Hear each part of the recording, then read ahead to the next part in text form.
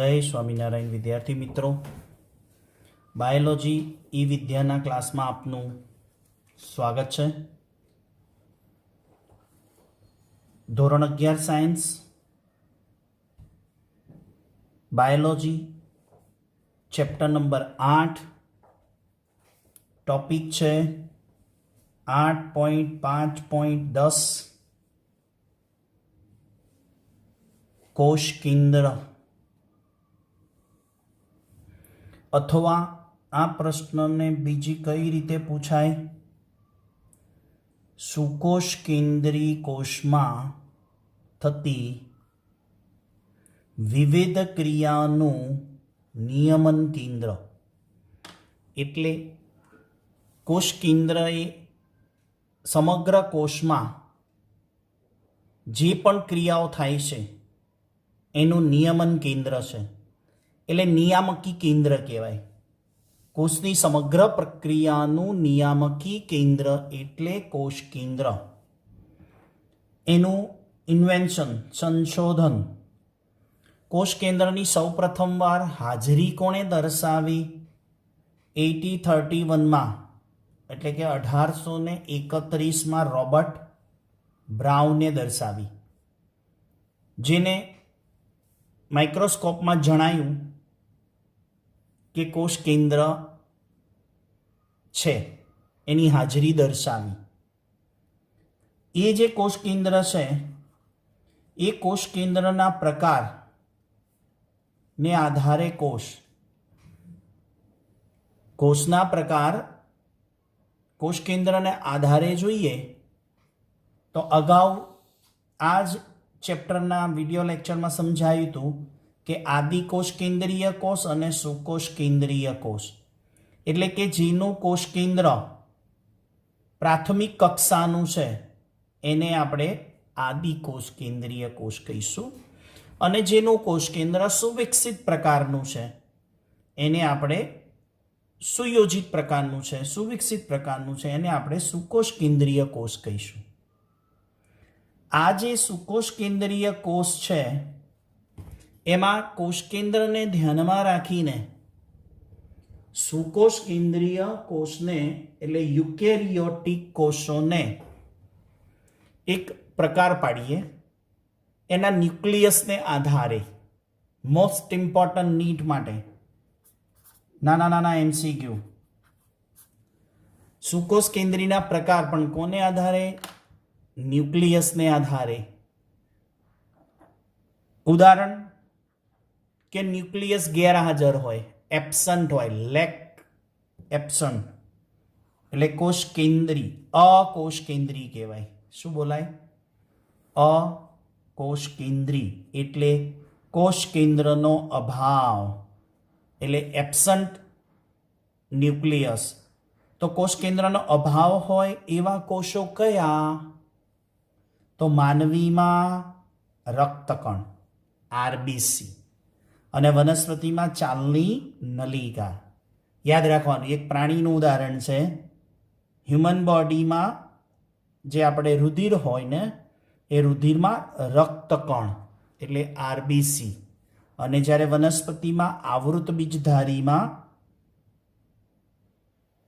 અન્નવાહક પેશી છે, અન્નવાહક પેશીનો એક ઘટક ચાલની નલિકા, જેમાં કોષ કેન્દ્ર ગેરહાજર હોય એટલે એને આપણે એવા સુકોષ કેન્દ્રીને શું કહીશું? અકોષ કેન્દ્રી। જ્યારે સેકન્ડ જેમાં ઓનલી વન ન્યુક્લિયસ એટલે કે એક જ કોષ કેન્દ્ર હાજર હોય, તો મોટા ભાગના કોષોમાં એક જ કોષ કેન્દ્ર હોય। વનસ્પતિ કોષ હોય કે પ્રાણી કોષ હોય, મોટા ભાગના કોષ કેન્દ્રોની અંદર એક જ કોષ કેન્દ્ર હાજર હોય। પણ ઘણા કોષો મિત્રો એવા છે જેમાં બે કોષ કેન્દ્રો હાજર હોય, જેને દ્વિકોષ કેન્દ્રીય કોષ કહેવાય। બે કોષ કેન્દ્ર હાજર હોય તો શું બોલાય? દ્વિકોષ કેન્દ્રીય ડાય ન્યુક્લિયસ। દ્વિકોષ કેન્દ્રીય કોષ જેમાં બે કોષ કેન્દ્રો છે છે એનસીઈઆરટીમાં? ના હોય તો આપણે લખી દેવાનું. ઉદાહરણ, પેરામેશિયામાં 2 કોષ કેન્દ્રો છે અને પરાગરજની અંદર પણ 2 કોષ કેન્દ્રો હોય. ખબર પડે છે ને? એવા કોષ જોયા કે જેમાં કોષ કેન્દ્ર એબસન્ટ છે, એવા કોષ જોયા કે જેમાં એક જ કોષ કેન્દ્ર છે, ઓનલી 1 ન્યુક્લિયસ. એવા કોષ જોયા કે જેમાં 2 ન્યુક્લિયસ છે. એવા કોષ જોઈએ છે કે જેમાં ઘણા બધા ન્યુક્લિયસ છે, બહુકોષ કેન્દ્રીય. તો કોષમાં 2 કરતાં વધારે કોષો હોય તો આવૃત બીજધારી વનસ્પતિમાં ભ્રૂણપુટ સમજાયું હતું ને? અંડપ્રસાધન, સહાયક કોષ, અંડકોષ અને પ્રતિધ્રુવ કોષ કેન્દ્રો. તો કેટલા બધા ભ્રૂણપુટમાં કોષ કેન્દ્રો હતા? તો એ બહુકોષ કેન્દ્રીય કહેવાય. ફૂગમાં પણ આસ્કો, બેસિડો, ડ્યુટરો. શું બોલું છું? આસ્કો, બેસિડો, ડ્યુટરો અને ફાઇકોમાયસિટિસ. એમાં ફૂગની અંદર પણ બહુકોષ કેન્દ્રીય હોય. તો આ વાત થઈ કોષ કેન્દ્રના આધારે કોષોના પ્રકાર, કે કોષ કેન્દ્ર હાજર છે કે ગેરહાજર છે. હાજર હોય તો 1 છે, 2 છે કે ઘણા બધા કોષ કેન્દ્રો, અને પર્ટિક્યુલર એના 2 એક ઉદાહરણ યાદ રાખવાના જે નીટમાં એમસીક્યુ તરીકે પૂછાય. તો નેક્સ્ટ મિત્રો જોઈશું કોષ કેન્દ્રના ભાગો. કોષ કેન્દ્રના ભાગો સમજવા છે આપણે. કોષ કેન્દ્ર પટલ, કોષ કેન્દ્ર રસ, કોષ કેન્દ્રિકા અને રંગસૂત્ર દ્રવ્ય, જેને આપણે રંગસૂત્ર દ્રવ્યને ઇંગ્લિશમાં ક્રોમેટીન કહીશું. તો કોષ કેન્દ્રના કેટલા ભાગો સમજવા છે? એક તો કોષ કેન્દ્રની ફરતે આવેલું કોષ કેન્દ્ર પટલ, અંદર રહેલો કોષ કેન્દ્ર રસ, કોષ કેન્દ્રિકાની હાજરી અને રંગસૂત્ર દ્રવ્ય, જેને આપણે ક્રોમેટીન કહીએ છીએ. તો એ આખી સમગ્ર આકૃતિ સાથે સમજવાનું છે. બરાબર? અહીંયા આકૃતિ દોરવાની છે આ પ્રમાણે જે મેં મૂકીએ ચોપડીમાં માઇક્રોસ્કોપિક વ્યૂ આપ્યો છે, એ જ વ્યૂને આપણે અહીંયા રંગીન આકૃતિ દ્વારા સમજવાનો પ્રયત્ન કરીએ. ચલો, પહેલો ભાગ કયો છે? કોષ કેન્દ્ર પટલ. કોષ કેન્દ્ર પટલ બેવડા પટલનું બનેલું છે, 2 પડનું બનેલું નલિકામય રચના છે, જેમાં બાહ્ય પડ જે બહારની તરફ હોય, અંતઃપડ જે અંદરની તરફ હોય, અને આ 2 પડ વચ્ચે એક અવકાશ હોય, એક ગેપ હોય, એને પરિકોષ કેન્દ્રીય અવકાશ કહેવાય. જે બંને પડ વચ્ચેનો અવકાશ છે, એક સ્પેસ છે 2 લેયરની વચ્ચે, જે 10 થી 15 નેનોમીટર જગ્યા ધરાવે. જો અહીંયા આકૃતિમાં પહેલો ભાગ આપણે જોઈએ, એ. આ એ છે ને, એટલે આપણે એને એ કહીશું. કોષ કેન્દ્ર પટલ. કોષ કેન્દ્ર પટલમાં આ બહારની બાજુએ કોષ કેન્દ્ર પટલ છે, જે 2 પડનું છે. એક છે આ બાહ્ય લેયર, બાહ્ય પટલ, પછી આ જે છે અંતઃપટલ. આ 2 પટલ ભેગા મળીને જો નલિકા બનાવે છે, હે ને? 2 પટલ ભેગા મળીને નલિકામય રચના બનાવે છે. એટલે આ બાહ્ય પટલ, પછી આ અંદરનું અંતઃપટલ, અને આ 2 પટલ વચ્ચે જે જગ્યા દેખાય છે, અવકાશ છે, એને પરિકોષ કેન્દ્રીય અવકાશ કહેવાય. બરાબર? એનાથી રચના થઈ આખી કોષ કેન્દ્ર પટલની. સમજાઈ ગયું?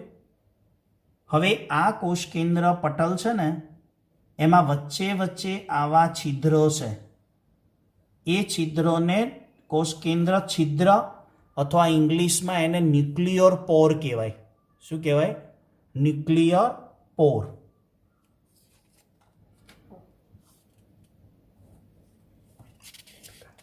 હવે જુઓ, અહીંયા જે બાહ્ય પડ છે ને એ અંતઃકોષરસ જાળના સંપર્કમાં હોય, જે આપણે અંતઃકોષરસ જાળમાં સમજાયું. તો કોષકેન્દ્ર પટલનું કાર્ય શું? તો કોષકેન્દ્ર પટલ એ શું કામ કરશે? કોષકેન્દ્ર રસ અને કોષરસ વચ્ચે જે દ્રવ્ય છે ને એના માટેનો અવરોધ બને. તો અહીંયા મિત્રો સમજો કે આ જે છે આ કોષકેન્દ્ર કોષની અંદર હોય, એની આજુબાજુ શું હશે? બધું કોષરસ. અને અહીંયા કોણ છે? કોષકેન્દ્ર રસ છે. એટલે કોષકેન્દ્રની અંદર કોષકેન્દ્ર રસ અને કોષકેન્દ્રની બહાર કોષરસ બંને વચ્ચે એક પટલમય આવરણ હોય, જેથી કોષકેન્દ્ર રસ અને કોષરસ એકબીજામાં ભળી જતા અટકે. એટલે કોષકેન્દ્ર રસ અને કોષરસ વચ્ચે એક અવરોધ પટલ કહેવાય, કોષકેન્દ્ર પટલને. આગળ હવે કોષકેન્દ્ર છિદ્રની આપણે માહિતી લઈએ. તો મેં હમણાં કીધું એમ કે કોષકેન્દ્ર પટલમાં આવેલું છે, કોષકેન્દ્ર પટલમાં આવેલા છિદ્રો. તો જુઓ આ જે છે એ કોષકેન્દ્ર પટલમાં આવેલા આવા નાના નાના છિદ્રો છે, જેને આપણે કોષકેન્દ્ર છિદ્ર કહીશું. તો એ કોષકેન્દ્ર છિદ્ર શું કરવા આપ્યું છે? હમણાં તો મેં એમ કીધું કે કોષકેન્દ્ર પટલ એ કોષરસ અને કોષકેન્દ્ર રસ વચ્ચે એક અવરોધ છે. પણ માની લો કે કોઈ દ્રવ્યની જરૂર પડી કોષરસમાં, તો કોષકેન્દ્રમાંથી કોઈ દ્રવ્યને બહાર જવું છે તો ક્યાંથી નીકળશે? ક્યાંથી જઈ શકે? કોષકેન્દ્ર છિદ્ર. એટલે કોષકેન્દ્ર છિદ્રનું કાર્ય શું આવે? જો કાર્ય કોષકેન્દ્ર રસ અને કોષરસ વચ્ચે કેટલાક દ્રવ્યોની હેરફેર માટે, એટલે કેટલાક સાઇટોપ્લાઝમ અને અહીંયા ન્યુક્લિયરની અંદર કોષકેન્દ્રની અંદર જે રસ છે એ બંને વચ્ચે દ્રવ્યોની શું થાય? હેરફેર. પણ એ હેરફેર કોના વડે થશે? આ છિદ્રો વડે થશે. કોઈ દ્રવ્યને અંદર આવવું છે તો આ છિદ્રમાં થઈને અંદર આવશે. કોષકેન્દ્રમાંથી કોઈ દ્રવ્યને બહાર જવું છે તો આ કોષકેન્દ્ર છિદ્રમાં થઈને બહાર આવશે. તો એના માટે કોષકેન્દ્ર છિદ્ર આપેલા છે. ચલો બીજો ભાગ કોષકેન્દ્ર રસ. તો અહીંયા બી લખ્યું છે એટલે આપણે અહીંયા બી લખીશું, કોષકેન્દ્ર રસ. એ કોષકેન્દ્રમાં રહેલું પ્રવાહી છે. તો આ બધું નાના નાના નાના ટપકા દેખાય છે ને, એકદમ ઝીણા ઝીણા બધા જેલી જેવા ટપકા, એ બધું કોષકેન્દ્ર રસ છે. કોષકેન્દ્રીય આધારક કહેવાય, કોષકેન્દ્રનું આધારક કહેવાય. અને એ શું ધરાવે? તો કોષકેન્દ્રિકા અને રંગતત્વ ઝાડ ધરાવે. એટલે કોષકેન્દ્રિકા અને રંગસૂત્ર દ્રવ્ય ધરાવશે. એટલે કોષકેન્દ્રની અંદર આવેલા રસને, કોષકેન્દ્રમાં આવેલા લિક્વિડને, પ્રવાહીને શું કહેવાય? કોષકેન્દ્ર રસ. અને શું ધરાવશે? કોષકેન્દ્રિકા અને રંગતત્વ ઝાડ ધરાવે. ચલો તો આપણે શીખ્યા એ કોષકેન્દ્ર પટલ, બી કોષકેન્દ્ર રસ, એની સાથે કોષકેન્દ્ર છિદ્ર પણ શીખ્યા. હવે આપણે આગળ લઈએ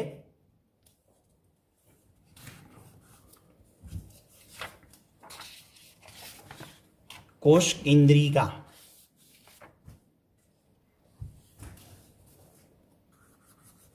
ત્રીજો ભાગ સી કયો કહેવાય?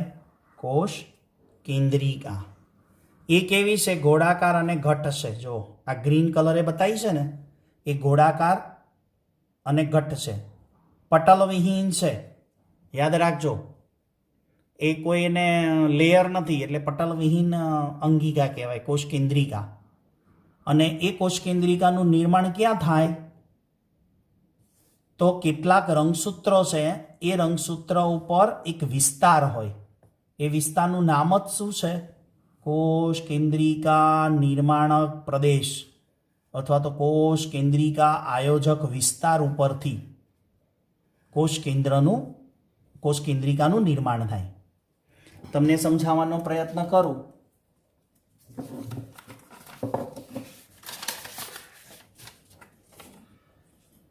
કે આ રંગસૂત્ર છે, ઓકે, અને એના ઉપર આવો એક વિસ્તાર હોય. આ જે વિસ્તાર છે ને એને કોષ કેન્દ્રિકા નિર્માણક પ્રદેશ કહેવાય. શું કહેવાય? કોષ કેન્દ્રિકા આયોજક અથવા તો નિર્માણક વિસ્તાર બોલાય. એ જગ્યા ઉપરથી કોષ કેન્દ્રિકાનું નિર્માણ થાય. હવે કાર્ય શું કોષ કેન્દ્રિકાનું? તો આરઆરએનએ, રિબોઝોમલ આરએનએ નું સંશ્લેષણ કરે. એટલે કોષ કેન્દ્રિકામાંથી રિબોઝોમલ આરએનએ નું નિર્માણ થાય. કોષ કેન્દ્રિકાનું કદ તો કે વધુ માત્રામાં સક્રિય રીતે જ્યાં પ્રોટીન સંશ્લેષણ થતું હોય ને એ કોષોમાં મોટા કદની હોય. એટલે કે જ્યાં જે કોષો પ્રોટીનનું નિર્માણ કરતા હોય ને એ કોષના કોષ કેન્દ્રમાં કોષ કેન્દ્રિકાની મોટા કદની હોય અને ઘણી બધી સંખ્યામાં આવેલી હોય. તો જે કોષ કેન્દ્રિકા છે ને એ વધુ સંખ્યામાં મોટા કદની ક્યાં હોય કે જ્યાં પ્રોટીનનું સંશ્લેષણ થતું હોય ને એ જે કોષો છે એ કોષોના કોષ કેન્દ્રમાં કોષ કેન્દ્રિકા હાજર હોય. તો ખ્યાલ આવી ગયો મિત્રો? તો આ ભાગ થયો ત્રીજો, કોષ કેન્દ્રિકા. હવે આપણે સમજવો છે રંગ તત્વ જાળ, જેને આપણે કહીશું રંગસૂત્ર દ્રવ્ય ડી, જેને આપણે ક્રોમેટીન થ્રેડ કહેવાય. જાળ, ક્રોમેટીન થ્રેડ, જેનું સંશોધન, જેની હાજરી ફ્લેમિંગે બતાવી. બીજી જ લીટીમાં છે, રોબર્ટ બ્રાઉનની સાથે નામ એનું આપ્યું છે. એને અલ્કલીય અભિરંજકથી અભિરંજિત થતા દ્રવ્યને રંગસૂત્ર દ્રવ્ય કીધું. એટલે એક બેઝિક પ્રકારનું અભિરંજક છે. અલ્કલીય એટલે બેઝિક પ્રકારનું મિથિલિન બ્લુ નામનું અભિરંજક આવે છે. એને અભિરંજક કર્યું ને તો રંગસૂત્ર દ્રવ્યની હાજરી જણાવી. હવે એ રંગસૂત્ર દ્રવ્ય એટલે શું છે? તો કે એક ન્યુક્લિયો પ્રોટીનના તંતુઓ છે. શું છે? ન્યુક્લિયો પ્રોટીનના તંતુઓની ઝાડ છે. એને રંગસૂત્ર દ્રવ્ય કહેવાય. જો તો આ બધી જે ઝાડ દેખાય છે ને અંદર એ ન્યુક્લિયો પ્રોટીનના તંતુઓ છે. ન્યુક્લિયો પ્રોટીનના તંતુઓની એક ઝાડ છે. એ ઝાડને આપણે રંગસૂત્ર દ્રવ્ય કહીશું. એ રંગસૂત્ર દ્રવ્યનું બંધારણ શું છે? તો રંગસૂત્ર દ્રવ્યનું બંધારણ હું બોલું છું ન્યુક્લિયો પ્રોટીન. શું બોલું છું? Nucleo protein. ન્યુક્લિયો પ્રોટીન એટલે ન્યુક્લિક એસિડ વત્તા પ્રોટીન. રંગતત્વ ઝાડ અથવા રંગસૂત્ર દ્રવ્યનું બંધારણ શું? તો બંધારણમાં શબ્દ એવો વપરાય ન્યુક્લિયો પ્રોટીન. ન્યુક્લિયો પ્રોટીનની સંધિ છૂટી પાડી દો, બે શબ્દો જુદા પાડી દો, ન્યુક્લિક એસિડ અને પ્રોટીન. તો ન્યુક્લિક એસિડમાં કોણ હોય? ડીએનએ અને આરએનએ. જ્યારે પ્રોટીન તરીકે કોણ હોય? હિસ્ટોન. પ્રોટીનનું નામ છે અને બેને હિસ્ટોન. બરાબર? તો રંગ તત્વ ઝાડ જે છે, રંગસૂત્ર દ્રવ્ય જે છે એનું બંધારણ શું છે? Nucleoprotein. ન્યુક્લિયો પ્રોટીનમાં ન્યુક્લિક એસિડ વત્તા પ્રોટીન. ન્યુક્લિક એસિડમાં ડીએનએ અને આરએનએ હોય, જ્યારે પ્રોટીનમાં હિસ્ટોન અને બિનહિસ્ટોન બંને પ્રકારના પ્રોટીન હોય. તો આની વિશે ડીપમાં ચર્ચા કરવાની છે ચેપ્ટર નંબર 10 11th સાયન્સમાં, અને સાથે 12 સાયન્સમાં ચેપ્ટર નંબર 6ની અંદર કરવાની છે, જેના ઉપર ડીએનએ આખું શીખવાનું છે. આનુવંશિક દ્રવ્ય ચેપ્ટરનું નામ જ છે ડીએનએ, જનીન વિદ્યાનો આધાર. આનુવંશિક દ્રવ્ય. તો ડીએનએનું કાર્ય શું હોય? જનીન દ્રવ્ય શું કાર્ય કરે? આનુવંશિક વારસા માટે, પેઢી દર પેઢી વારસાગત લક્ષણો માટે જવાબદાર હોય.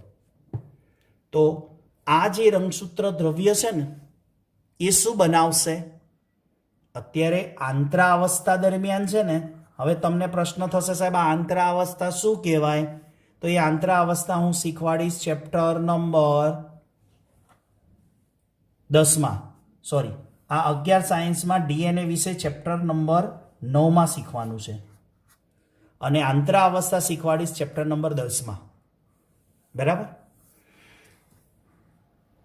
એક કોષમાંથી બે કોષ બને ને, એક કોષમાંથી બે કોષ બને ને ત્યારે કોષ એક અવસ્થામાં થોડોક સમય રોકાય, એને આંતરાવસ્થા કહેવાય. એ દરમિયાન રંગસૂત્ર દ્રવ્ય ઝાડ સ્વરૂપે હોય, પણ સમય જતાં એમાંથી રંગસૂત્રો તૈયાર થાય. હવે એ રંગસૂત્રો ઉપર આપણે માહિતી લેવી છે કે રંગસૂત્રો શું છે, રંગસૂત્રો કેટલા પ્રકારના હોય, રંગસૂત્રના ભાગો શું છે. તો એની માહિતી આપણે નેક્સ્ટ વિડીયો લેક્ચરની અંદર અલગ ટાઇટલ સાથે જોઈશું. રંગસૂત્રો એટલે શું અને રંગસૂત્રોના પ્રકાર કેટલા છે. તો આવતા વિડીયો લેક્ચર સુધી સૌને જય સ્વામિનારાયણ.